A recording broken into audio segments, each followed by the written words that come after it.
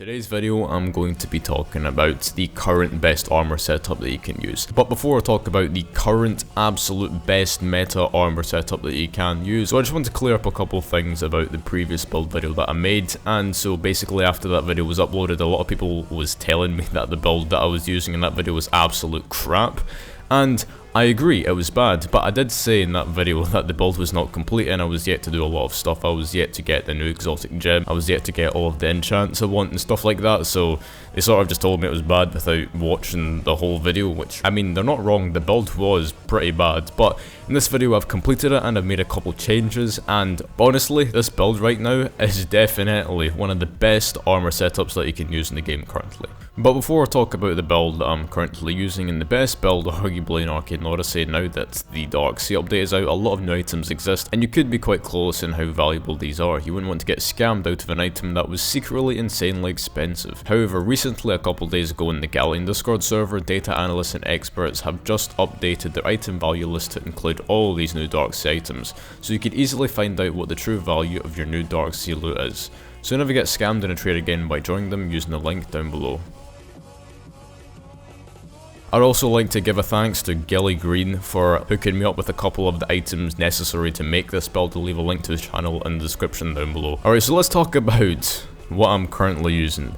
And let me just eat something first real quick, because I might starve to death. I don't want to do that. So basically right here, this is some pretty insane stats. So let's go over the stats real quick. So I have 105 power, 712 defense, 53 attack size, 6 intensity, 108 attack speed, 44 agility, 4 insanity, and 5 warding. Now, before I talk about anything else, you know, a lot of you might be like, whoa, 4 insanity, why would you have that? Won't you get insanity effects and stuff like that? Like, why would you want 4 insanity? Well, you have to remember that right now, if you have 1 more warding than you do insanity, it completely cancels out all of the insanity effects. So there is basically no drawback to using this build right now, except from some occasional text that you just see like your character saying right there. But aside from that, you have no insanity effects, so there is basically no downside to using this build. And the only reason why I was able to get stats this ridiculous in the first place was because of the Atlantean pieces that I have right here that gives the insanity. And basically to have this warding, I have 4 of these enchanted with VIRTUOUS, which basically cancels out the insanity that each Atlantean piece gives, so it's like completely self-contained. But you might be asking, you have 5 warding, not 4. You know, you only have 4 VIRTUOUS enchants here, how do you have 5? Well, it's because of this piece right here called the Thugerist Cloak, which gives 1 warding by itself. So now that I've gone over the stats and what I have from this build, I'm going to go over each piece and how I got them and, you know, what you need to get to be able to get these pieces.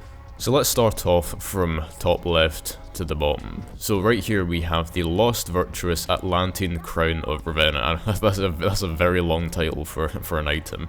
But to explain what this is basically, this is a Calvus crown, except I used an Atlantean Essence to make it into an Atlantean variation of the item, and I enchanted it with the VIRTUOUS enchant. Now this piece itself gives 21 power, 13 attack size, 13 agility, 1 warding, 151 defense, 18 attack speed, and 1 insanity, and that's a lot of stats in one piece. So basically, to quickly explain how the Atlantean thing works and how you can get Atlantean on these things, in the Dark Sea, there is a 4% chance after you kill an Atlantean, like, NPC or enemy, you'd get this thing called an Atlantean Essence, and you can use that to turn any sort of armor into its Atlantean version. So I basically had 4 of these. Well, I didn't have 4 of them, but I grinded to get 4. In fact, sorry, that's a lie. I basically traded to get 4. I only had 1 on me, so I traded to get 3, and I basically used it on all of these armor pieces right here, except from the Thugerist Cloak,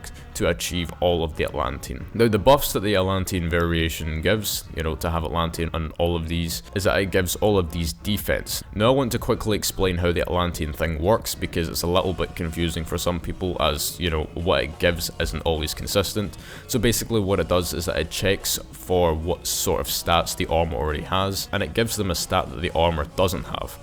So this armor basically has all of the stats that you can have in the game except from intensity and defense, but the Atlantean Essence checks for what stats that the armor doesn't have and has a priority list of what it should give, and because it sees that defense is higher on the priority list, it adds defense instead of intensity.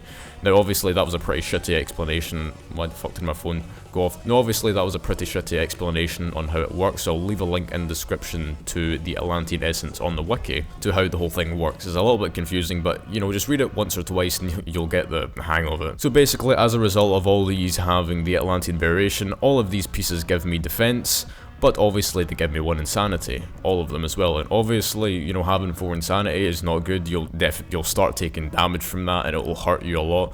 So to counteract all that, I've enchanted all of these with Virtuous, and I actually had someone in my Discord server question what was the point of this build.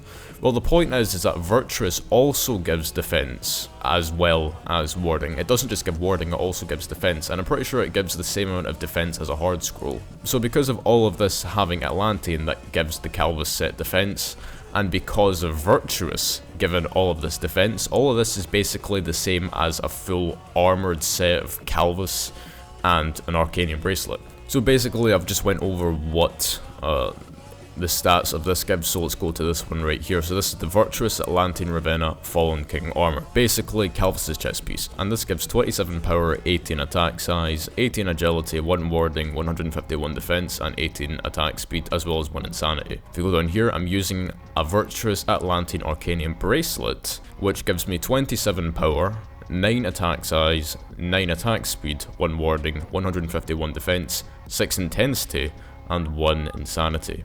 Now to explain what an Arcane bracelet is really quickly, because it's a new item, it's basically an Arc Sphere but better. It gives the exact same amount of power as an Arc Sphere, but it also gives intensity.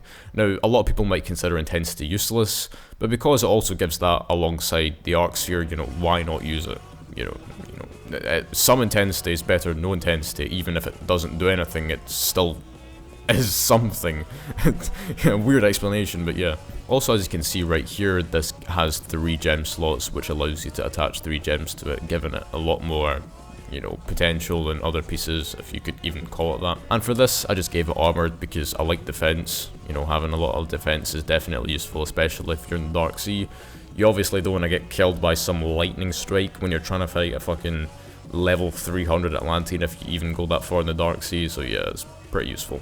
And to explain what all the gems are real quick, these are all, well, all the blue ones right here are all perfect energy regen Candelera gems, which give power and attack speed. Now the reason why I have one tiny little malachite gem right here instead of going full Candelera is because I didn't even have enough Candelera. But the malachite gem itself gives attack size and power, so it is actually pretty useful. So I thought maybe having some extra attack size from one gem is pretty, you know, pretty useful. So yeah, that's basically it. The only reason why I'm not running full Candelera is because I simply just, I'm missing one Candelera gem.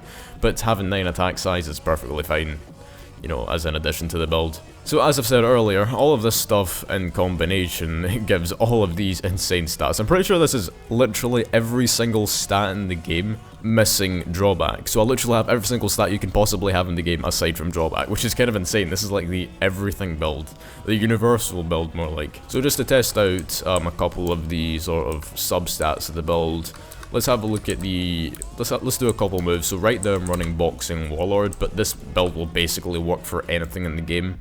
And if you're running something like some other build, you know, you can change your stats as you please with like different variations and stuff like that. So this is, you know, obviously this is basically the best build in the game, but you can obviously change it to whatever stats you prefer. Like some people prefer high agility with lower attack speed. You can perfectly do that fine, but me personally in PvP I've found having higher attack speed than agility more useful to me, because I'm running, because I usually use Siren Bow or dual flintlocks, but some people prefer higher agility, so yeah, you can change that. You can, I don't know, you can change this from armored to hasty to have more agility, with the cost of less defense obviously, or you can enchant it with agile even to get a lot of agility. So yeah, it's completely up to you, but basically this is the perfect min-max sort of self-contained insanity build to the absolute limits. So yeah, right now I'm running Boxing Warlord, and just to do a test obviously, because I need to test this build, I can't be bothered going into the Dark Sea right now, so I'm just going to go ahead to King Calvus and just obliterate him, you know, and just see how much damage my weapons do and how fast it does it, and shit like that. So basically just to test out the damage, I'm going to use an Ardent Siren Bow here, because I really like the speed of that, and I guess, yeah, that's basically my favourite weapon in the game currently. It's just so fun to use. Alright, so let's just go in here. Boom, boom, boom, boom. 200! What the hell? Oh shit, he's dead. Oh, he's dead. Oh, he's dead, bro. Oh, he's dead. That was sad. Oh, he's dead. Oh, bro, this this ain't even fair. 200 damage an arrow, and it's rapid fast. Alright, hold up. Let me just shoot him some more here. Why he's not taking damage? There we go. Yeah, that is absurd. That is a lot of damage with crazy attack speed. I'm not even talking about a damage and attack speed. I've also got 53 size and I've also got 44 agility, so this could literally work with any of my other weapons.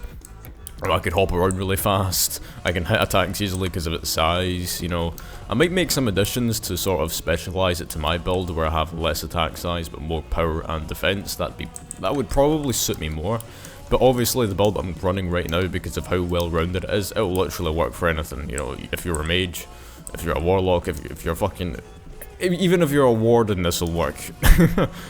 In fact, you know, before I end the video, I'm gonna go test out on Lady Carina. I'm gonna kill her even faster and easier, but I just wanna do it anyways, because honestly, that was actually my first time testing out the damage on this build, because I literally just finished making it about a couple hours ago and I had to go off and do something. So honestly, I might just change this from Ardent to Tempered, because I do extra damage and the attack speed is already so high I don't think it'd make too much of a difference. But let's go see Lady Carina, let's go pay her a visit here. Where is she?